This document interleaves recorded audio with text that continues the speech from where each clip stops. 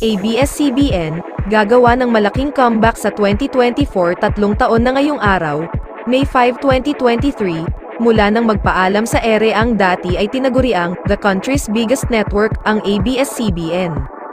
May 5, 2020, eksaktong 7:52 na ng gabi, tumigil ang TV at radio broadcast operations ng Kapamilya Network. Ang makikita na lang sa telebisyon ay black screen. Sa Instagram ngayong araw, muling ginunita ng pinakamatagal na TV patrol anchor na si Noli De Castro ang pamamaalam nila sa ere 3 taon na ang nakararaan. Sa live airing ng TV Patrol itinaon ang huling pag-ere ng ABS-CBN sa Himpapawid noong May 5, 2020. Sabi ni Noli, kahit nawalan ng prangkisa ang kanilang istasyon, patuloy pa rin nilang ginagawa ang mga nakasanayang gawain, may hatid lamang sa publiko ang balita.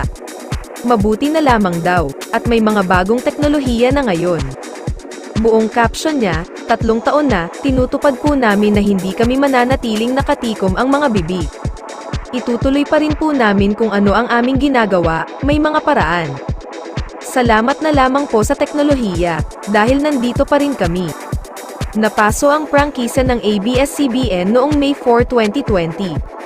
Hindi binigyan ng National Telecommunications Commission ng Provisional Authority ang ABS-CBN upang mag-operate habang ang franchise renewal nito ay nakabinbin sa Kongreso noong panahong iyon. Bunsod nito, kinailangang itigil lahat ng broadcast operations ng network alinsunod sa kautusan ng NTC. Samantala, matapos na muling makabawi ang ABS-CBN sa pagkalugi nito, kumalat sa social media ang magbabalik na ikagugulat ng lahat. Isang radio station na minahal ng marami ang di umano'y magbabalik sa mundo ng radyo. Ayon sa bulong-bulungan, may binubuo umanong collaboration ang dalawang media entities na siyang bubuhay sa radio station na ito na nawala ilang taon na ang nakakalipas. Sa kasalukuyan ay napapanood at napapakinggan sila sa online matapos nilang mawala sa radio airwaves.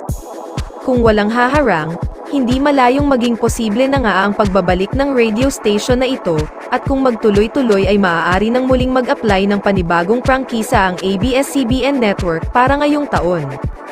Matatandaan, tinanggihan ng mga miyembro ng 18th Congress, na bumoto ng 70 hanggang 11, ang renewal ng prangkisa ng ABS-CBN noong 2020, na nagdulot ng trabaho ng libo-libong empleyado at maraming pagsasara ng mga regional station nito. Sumunod ang Kapamilya Network sa pamamagitan ng pag-stream ng mga programa nito sa social media at nakabalik sa Free TV sa pamamagitan ng block time agreement sa Zoe Broadcasting Network at TV5 at GMA Network. Sa kabila ng walang prangkisa, ang ABS-CBN ay patuloy na lumalawak sa bawat sambahayan matapos itong muling mapili bilang isa sa 10 pinagkakatiwalaang media outlets sa Pilipinas batay sa kamakailang year-end survey na isinagawa ng isang malaking polling firm. Samantala, suportado ng 13 senador ang panukalang inihain ni Senate President Vicente Sotto III na mabigyan ng bagong 25-year franchise ang ABS-CBN, nakasaad sa inihaing panukala ang kahalagahan ng pagbabalik ng ABS-CBN sa pamamahagi ng balita o impormasyon lalo na sa mga malalayong lugar ngayong panahon ng pandemya.